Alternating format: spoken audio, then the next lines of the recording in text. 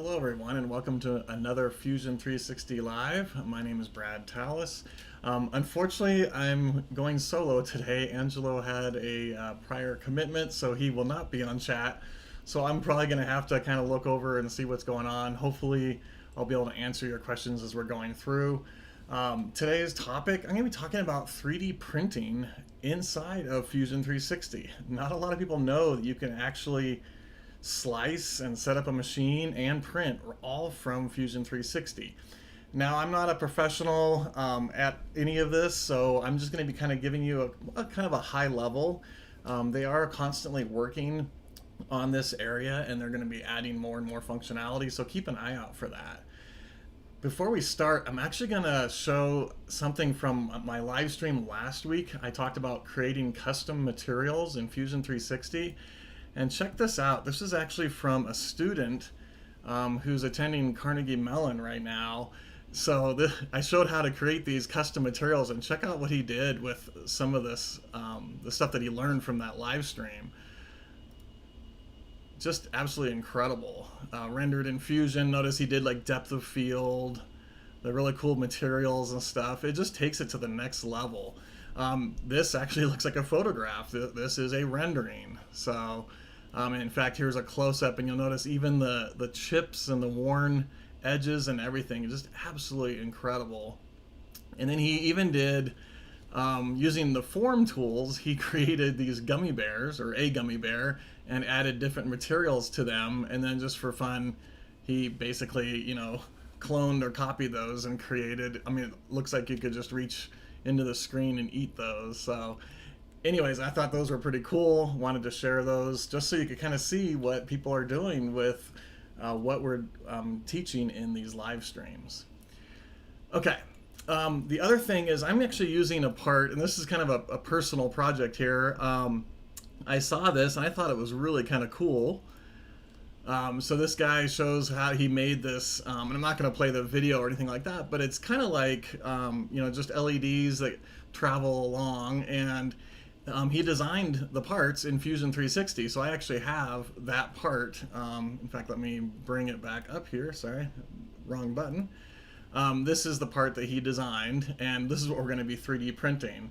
In fact, pardon the camera sway here, but you can see I already have it hanging up on the wall. I don't have it wired or anything like that. There's my messy table, but there's the 3D printer I've been printing everything on. In fact, here is one of those pieces right here. And so I'm going to show how I went about I didn't model it, but I brought it into Fusion 360 and printed it on that printer using Fusion 360. Here's another example. This is a generatively designed bracket that was 3D printed. Okay, let's switch over to the screen here.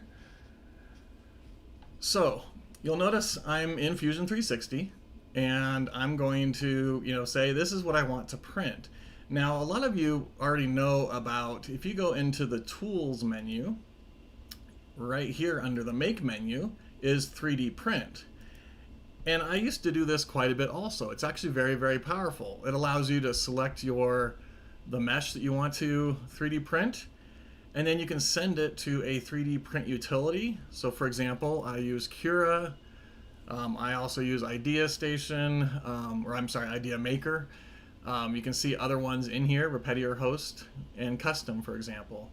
And if I were to just hit OK, it would actually send this right to the Cura slicer. Well, what I'm going to be showing today is that we can actually slice right inside of Fusion 360. And to do that, we're going to go into the Manufacture Workspace. So I'm now in the Manufacture Workspace, and by default we usually start in this Milling tab, but you'll notice there's Turning, and then there's Additive, and Inspection, etc. But I'm going to spend today in the Additive tab.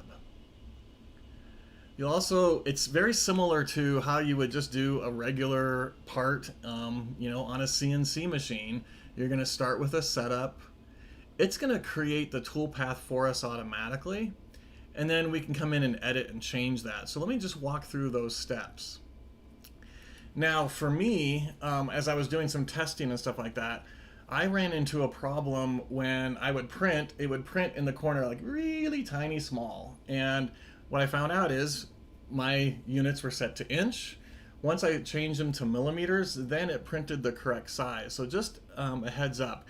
It might be the post processor that is doing that. It might be, in fact, it's probably the post processor that's doing that. So just be aware if you go to print and it doesn't seem to be working, check your units and maybe change them to millimeters. So I'm going to do that first. In fact, you'll notice right here, my units are in inches.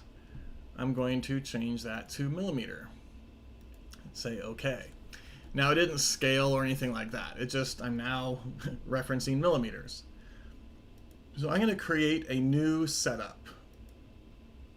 And then you'll see something kind of weird happen. I kind of see this block or whatever. Well, that's going to change as we get moving on here. So I'm now in my setup menu or my setup dialog. And the very first thing you see is machine. And I can select the machine. So I'm going to go ahead and click on select. Okay. So this is going to bring up my machine library. Now, you'll notice it brought up the latest one that I've been using. So I have an AlphaWise U21 printer. That's what I showed you earlier over to the right of me. But I'm going to click on this Fusion 360 library. And I have a filter for additive. If I turn that off, it's going to show like a whole bunch of them. You'll see my scroll bar gets really long. Like you can see all the Haas machines and all that kind of stuff. Obviously, all I want to see are the additive machines. And now you're going to see the different technologies, SLA, FFF, SLM, etc. So I could even filter for those. I'm not going to in this case, just so you can kind of see all of these. And I'm just going to kind of scroll down, and you'll notice that we have, ANET, Anycubic, the Big Rep, a bunch of the Creality, like a CR10, the Ender 3, Ender 5, etc.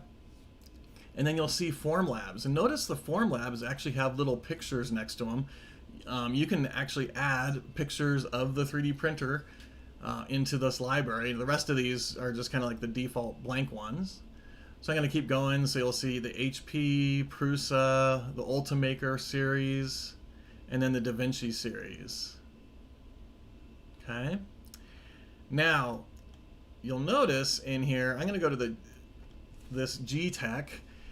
I have an AlphaWise U20. Now it is from G-Tech, but you don't see the U20 in here.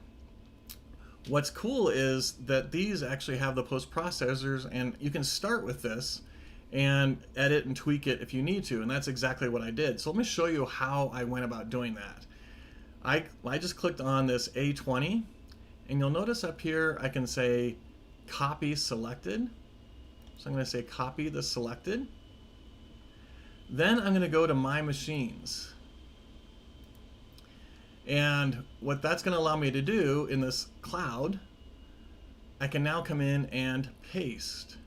So I'm going to go ahead and hit paste, and it's going to paste that in there. Okay. And it gives me some information. Who's the vendor? What's the model? What's the dimensions? So it's a 250 by 250 bed with a height of 250. Okay. But now I can come in and I can edit this. So if I click on this, you're going to see I could, give it a name. I'll call it, U20 Part 2 or something like that. I can fill all this information out, what my platform clearance is, how many extruders there are. If I even have a 3D model of the platform, and you'll see that as we go through, I could bring in that 3D model of the platform, and that's what my models are going to sit on. And then this is what I was talking about earlier with the image. I could go ahead and find an image of the printer, open it up, and it will display it. I'm not going to do that right now. Dimensions, I can click on the Dimensions tab over here. And sure enough, you can see it says 250 by 250 by 250. Well, mine is 300 by 300 by 400. And the home position, I'll leave it at 10, 10, 10. I'll just say OK. And now you can see the machine settings, the machine dimensions are 300, 300, 400. Okay. So I just glanced over at the chat, and Ayal asked, what printer am I using? And it's this exact one you see right here. In fact, I did a review of this printer out on my personal YouTube channel, so you can look for it in there. So just search for Fusion 360 Brad Tallis, look in the videos, and you'll see I did a review, and I kind of talked about the pros and cons of this particular printer. Okay. And then notice right here, it's using this GTEC post processor, right? Now we can come in and edit how is the printer going to act and all that kind of stuff. Like, is it doing rafting? Is it doing skirting? All that kind of stuff. So we'll leave that alone for now. But this is basically how you add in your own machine. Start with something pretty close. A lot of machines are based off the Creality series, so you could kind of start out with maybe a Creality series.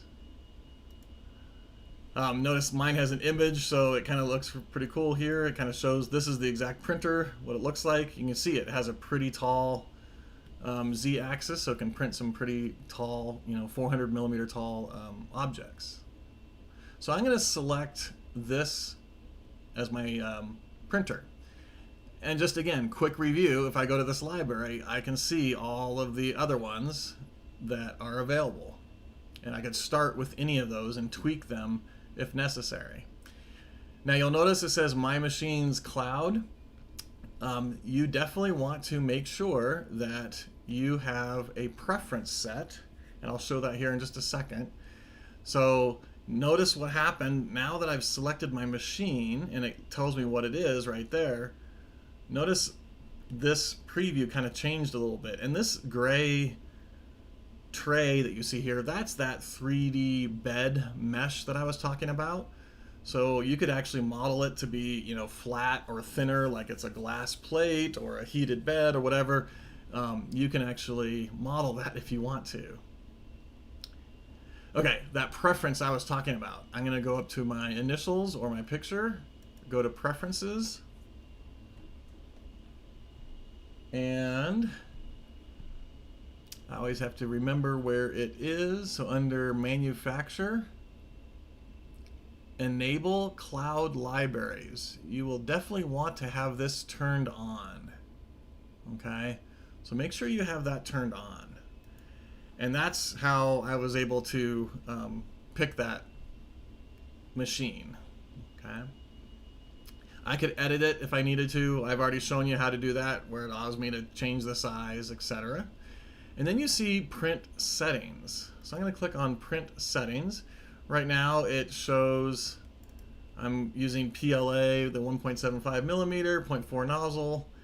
And so you can see here we've got some default materials. So ABS, CPE, some PLA, PVA, etc.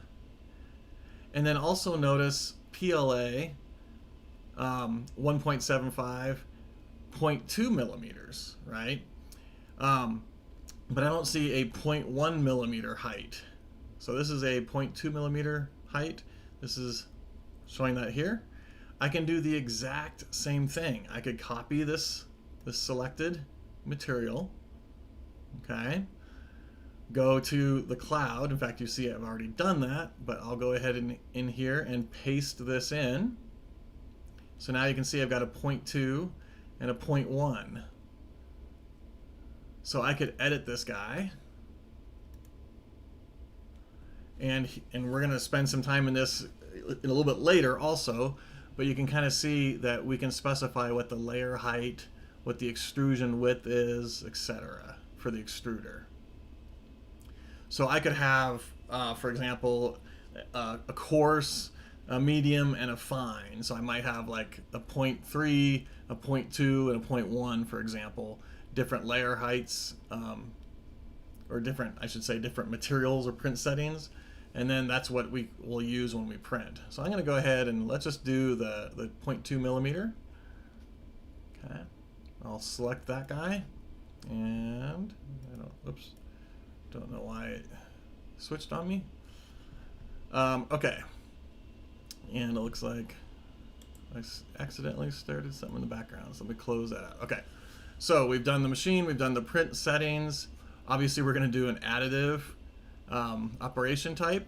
You'll notice it says arrangement automatic, so I can print multiple objects. So if I had multiple 3D models and I had them all selected, they'll all come in and get arranged on this platter. We're just going to do one for now, and I'll just go ahead and say OK. So watch, because arrangement is automatic, when I say OK, it automatically puts it right in the middle. Now you're probably looking at this going, well, that's not how you'd want to print that, because it would require support material. And this is actually a pretty simple model. Obviously we'd want it to be flipped 180 degrees. So notice over here on the left, it says cam root, here's my models, here's my setups, just like you see in the regular manufacturing workspace. But if I expand open this setup, we now see the printer, and you'll notice this little eyeball, so I can turn that printer on or off, so you can kind of see how it does that. I can see what I'm using, and then you'll notice this adaptive toolpath, and it has a warning next to it saying, hey, there's no toolpath yet. And we're gonna spend some more time with this here in just a second. So we've done the setup. Now we can come into the position, and just like in other slicers, we can move components. So what's the component? This guy here. I could rotate it manually if I wanted to, 180 degrees. Okay, I can position it, locate it wherever I want it to be on my platter. Okay, I just canceled it out. But I wanted to show this, automatic orientation. This is actually pretty cool. Now this is designed more for when you're doing kind of like the 3D metal sintering and stuff like that, where it might have to be supported at an interesting angle to minimize waste. That's what this automatic orientation does, but I'm going to show it with this guy here too. So I'm going to say automatic orientation. So what's my target? That guy there. I can specify what my critical angle is. Do I want to support the bottom surface? And you'll notice this is checked. So if I leave this checked, it's actually going to lift it off of the bed 5 millimeters and print support. Well, in my case, I don't want to do that, so I'm going to turn that off. I can specify what the smallest rotation is, and I can even specify, is there a specific rotation axis that I want to force it to use, X or Y. I'm going to leave it arbitrary. And then if I jump over into this ranking tab, you can actually rank how is this going to get oriented. And again, this is typically for when you have more than one part and maybe you're doing the complex 3D printing. I don't know if you guys saw the live stream that Angelo did like 2 weeks ago on that SRAM crank arm for the bike. There was a clip in the video that he played where it showed they had 3D printed a whole bunch of those on a platter using that metal printing methodology. And it was kind of a cool example because they're kind of all at a certain angle, and that's kind of what they're doing here. So I could specify what the ranking is. Do I care very much about the support volume or the part height or whatever? You can rank them. Again, I'm going to leave everything alone. I'm just going to go ahead and hit OK, and you'll see it's going to calculate, and it did it pretty quickly, different orientation solutions. So if I right mouse click and I say orientation results, notice instantly it flipped over. It's sitting right on the bed. And I'm going to kind of go through these ranks really quick. Now some of them will be the same, so like 2 looks exactly the same, but if I go to 3, you can kind of see it rotates a little bit. Now notice 4, and it kind of colors it red. So again, it found I think 14 different ways it could orient this model, but again, I probably wouldn't want to print it this way because it would require support. But it's basically finding like planar faces that could sit flat on the bed, that kind of a thing. So obviously I'm going to pick rank 1, and I'm not going to go through all the rest of these, but basically it just gives you many different results. So actually that's kind of cool because it kind of shows it at an angle there. So different options on how you could orient this for 3D printing. So I'm going to go ahead and say OK, and it's now placed that flat on the platter. Okay. The other option in here is you can say place parts on platform. So if it was floating out in space, it would force it to sit flat on the platter also. And then you could check for collision detection. If you have a whole bunch of parts, are they intersecting at all? Again, we have one part, so that doesn't make much sense. Okay, I'm going to go ahead and generate this additive toolpath. So I'm going to click on generate. And it's almost like you're doing a machining toolpath, you know, for cutting out a piece of aluminum or whatever. You see it did an adaptive toolpath, tells me what my print time is going to be. And now I can come in and simulate. So I can either click on the simulate up here, or I could right mouse click and do the simulate here. And it shows me the preview. So here is my very first layer, layer 1, tells me what the thickness is. Now I'm going to just kind of scrub through so we can kind of see what's going on here. So it tells me the different layers. We also see different colors. So we can see that, for example, this purple is a skirt brim. So I have a skirt brim, and if I zoom up on that, we can see, you know, where that's located. We can see the infill. I'll go ahead and scroll up a little bit more. We can see we're using a gyroid infill. So you can see all that kind of stuff. I can also come in here and hit play, and it'll actually play per layer. And again, I can slow this down if I want to. I can see, you know, how much time is it going to take for that particular layer to print, what the current time is, what the current height is, and the layer count, which I think is really, really impressive. Different options in here: display up to current layer or display current layer only. So you can see we could do one layer at a time if you want to see that. Animation, do we do the full model or just layer only? And you can see it basically just does that one layer and stops. Or you can say animate full model, and it'll just keep stacking and working its way up. So a couple different options there for the preview. Okay, so let's continue across. We now have the print settings. So like I said before, I can select my print settings, which I already did. So let's go ahead and edit our print settings. And we saw a little bit of this earlier. So broken down into different tabs. So what extruder are we using? We only have one. What's our layer height? Extrusion width, and then our infill density. So right now it's set to 15, and we're also using the gyroid infill. So let's crank this up to like 70 or something like that. I'll say okay, and you'll notice it dirtied my toolpath. So I just need to come over here and regenerate that toolpath, and it'll go ahead and calculate that. You can probably hear my machine cranking away in the background. Okay, I see a lot of questions coming through. Hopefully, I'm gonna plead for some help here since I'm going solo here. If there's anybody on that's watching this that knows the answers to some of these questions, please feel free to answer those. I would greatly appreciate that. But again, hopefully I'll have some time at the end to kind of filter through and take a look at those questions. So, okay. So it did the toolpath. We can see it says 119. Let's go ahead and simulate, and we should see a finer gyroid infill, and sure enough we do. You can kind of see much tighter infill, including in the arms, that kind of a deal.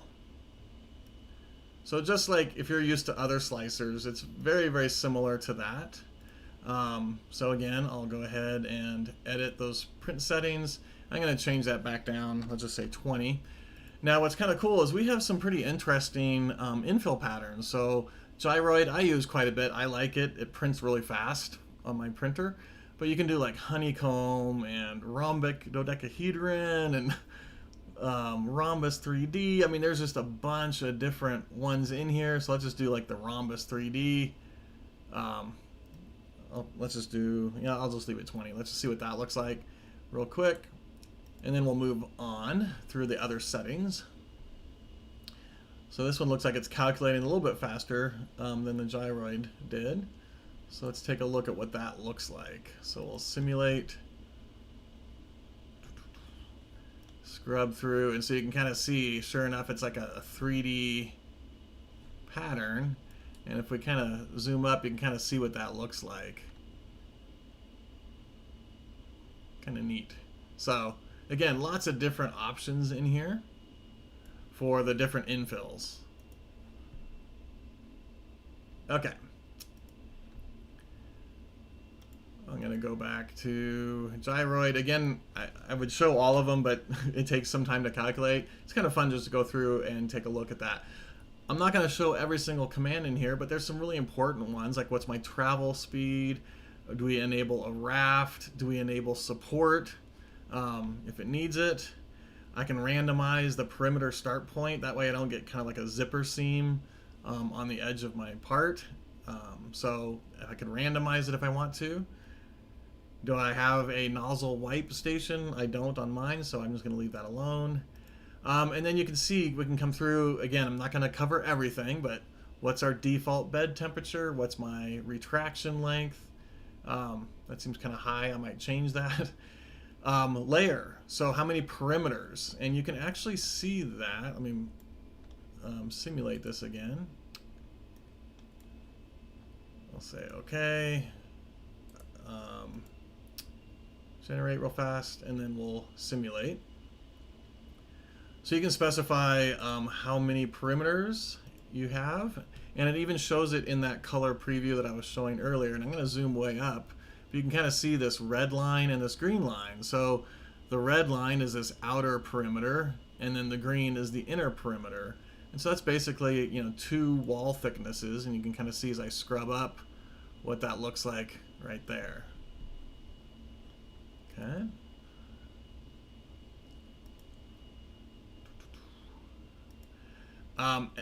So yeah, do the inner perimeters first. What's my default layer 1 height? Number of top shells, etc. I mean, you can see lots of options in here. Layer 1 speed multiplier. Notice it's 0.5. This means the first layer is going to go half the speed for making sure the adhesion goes down really well. Rapid Z lift. I don't have that turned on. Infill, we've already kind of talked about, but here you can kind of see what's my infill angle, what's my infill speed, skirt or brim. So number of skirt or brim layers. Now, this is something I haven't figured out yet. Actually, I haven't had a lot of time to play with this. I either do a skirt or a brim, and I can't figure out how to tell it to do one or the other. It kind of looks like it does a skirt brim is basically what it looks like. It's attached to the model. I already pulled it off of this guy, but it was attached to the model. I like to have a little bit of spacing next to it, so hopefully I'll figure that out and I can share that with you guys. But you can kind of see, you know, the skirt brim distance, minimum length, what's the width, etc. Again, very similar to other slicers, rafts. I used to not use rafts very much until I found some settings. Now, I haven't tried them in here yet. I have them set in Cura, and it actually breaks off of the raft really, really easily. So I might see if I can move those numbers over here. And then obviously under the support, lots of options under here. And if you hover over, it'll actually tell you, you know, what's the angle for surfaces, steeper than what should be supported. You know, what is a seam width, extrusion width, etc. You can change your speeds, bridging, cooling, number of layers. The fan is disabled, so I have the first layer turned off because I like it to adhere to the bed. I have a heated bed, and then once it's adhered, then I turn the fan on. Some people will wait until layer 2 or layer 3. I've had good luck with layer 1, just my personal preference. And then the number of seconds that it should take to print each layer, and that gives you Like for example, if you're printing a pyramid and you're coming to a point, it'll actually slow down when it's printing that top point. Otherwise, it just kind of melts into a glob. And then some options, start at the home position. Are we doing arc optimizations, verbose G code, etc.? Okay, so that is the print settings. Now the infill is exactly like I showed before. You can see all of the different options in here.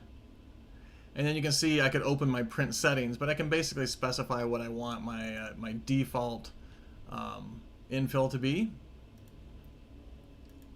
Supports, same thing. It kind of just brings up all the information about the supports and allows me to specify are they enabled or not. And in this case, there's really nothing in this design that would require it to have supports, so I could disable my supports for this particular print.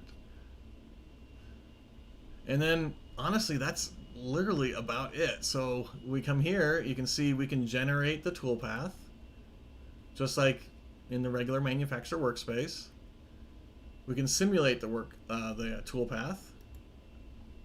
So we'll go ahead and do the simulate just like I showed before with my settings that I did. Again, I don't have any support in this example, but I will in the next one. I'll show that. And then I can post-process. So let's go ahead and post-process this. You'll notice I can even post-process from my simulation. I'll just go ahead and click here, and you'll notice it is using the GTech post-processor. I can give it a name. So I'll call this LiveStream. Let's open it when it's all said and done. And we'll call it LiveStream. And you'll see it's a very verbose G-code output. Shouldn't take too long. It's going to bring it up in brackets for me. And we can see it's using Marlin. What's the printer name? All the information here. And then here is all of the G-code. So you can see G28, G21, the G90. Here is the, oh, actually, and I should talk about this, it actually does a prime for me automatically. So when it first prints, it actually prints a line along the front of the platter right here to kind of prime the nozzle, and then it goes over and it starts to print. And then obviously the G code. And we can see that sure enough it's in millimeters. Okay, so let me jump over here and let's do something a little bit more complex, something like this guy. I'm going to do the exact same thing. Go into manufacture. I will fit to my screen, create a setup. Doesn't know anything, so it kind of just does a bounding box basically. I'll select my machine. I'm going to go a little bit quicker since you've already seen all this, but I kind of wanted to show the supports because obviously in that kind of a object I'd want to have some support going on. So I select my machine. It's going to automatically arrange it. I'll say OK.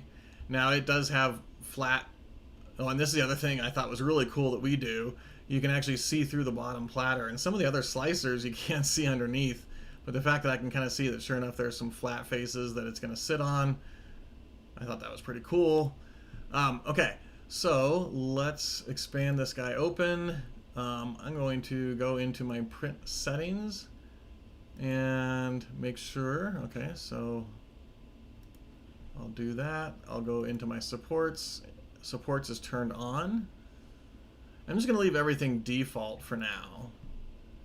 And let's just generate this toolpath. So literally I said use this particular printer.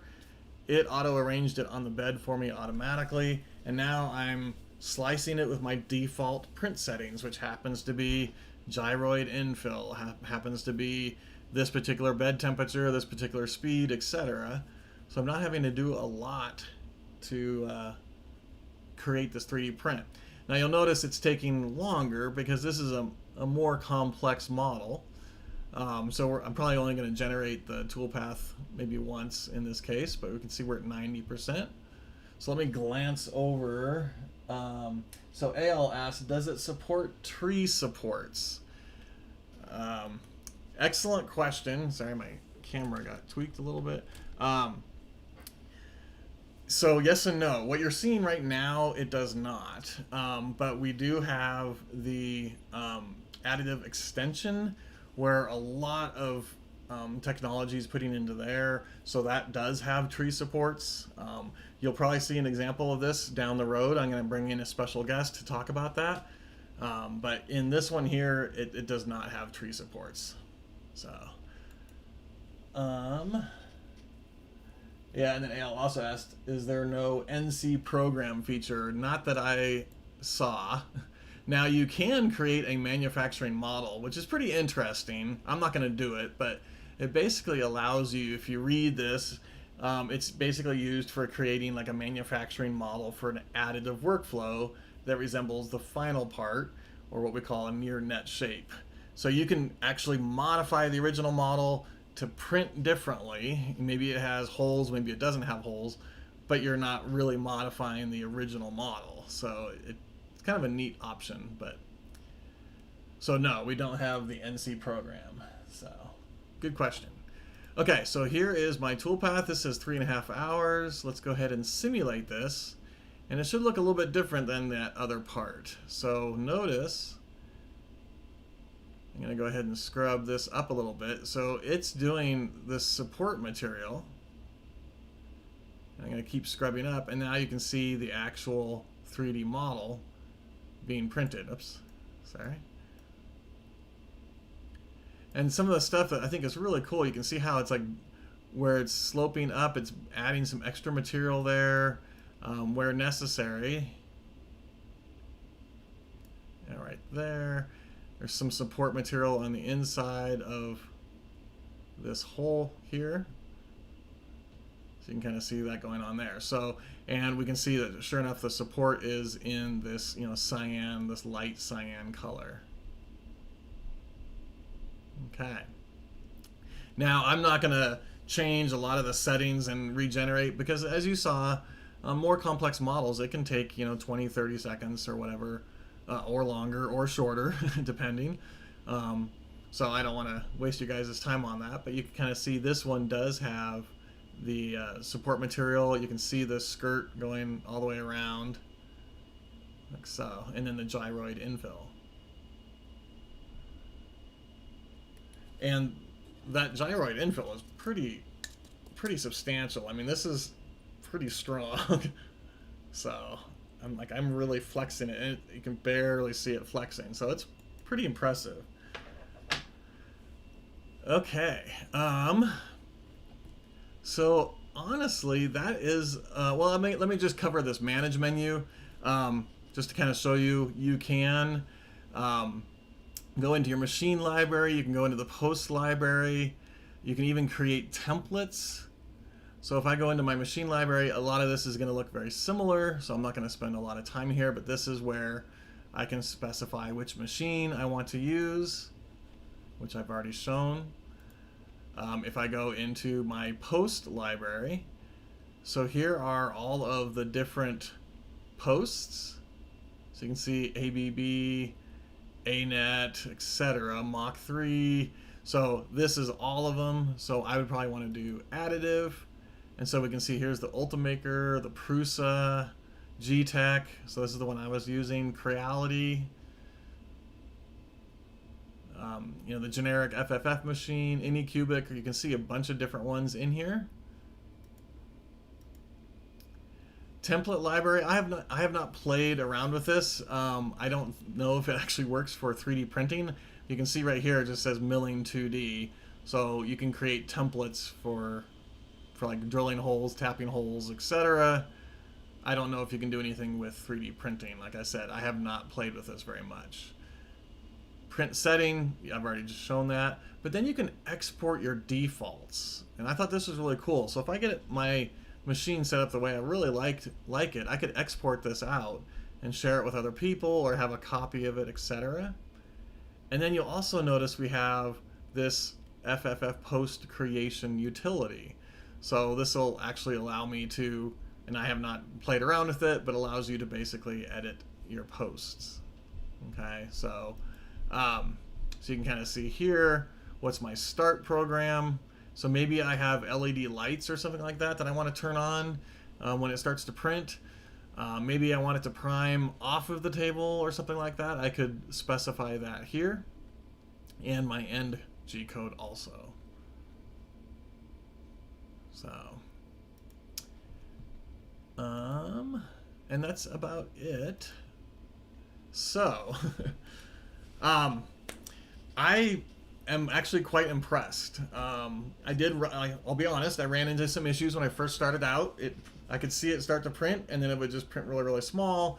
Once I got that figured out, then it worked perfectly. And it's literally amazing that I can, model something in Fusion and do the G code in Fusion and throw it over to my machine and have it print. And I don't have to have another piece of software to do that. It's all included in Fusion 360. And like I mentioned before on one of AL's questions, we are going to have this additive manufacturing extension, and it's going to do some incredible stuff. Basically, we're taking the NetFab technology and bringing it into that extension. So different infills, variable infills, all this kind of stuff. Again, I'm not going to talk too much about that. I'll probably have somebody demo it for you down the road. So I'm going to glance over at the chat and see if there's any that I'm able to answer. Like I said, I'm not a professional on this. Okay.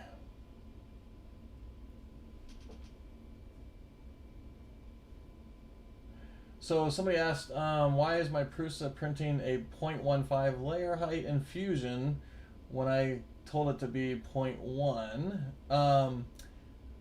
I'm not 100% sure, but I would check. Basically what we always tell everybody is when you run the simulate, notice layer 1 is 0.3, right?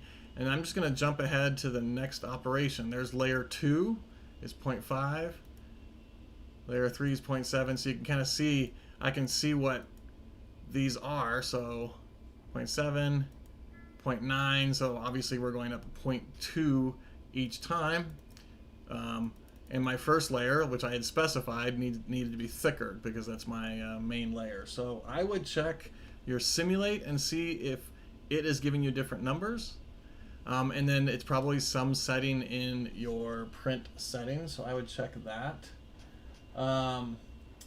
Somebody asked, do you have a setting for the amount of filament used in grams? So at this time, no. So you can kind of see we do the layer, time, etc., but we do not show the, it used 16 grams of or 13 meters of material.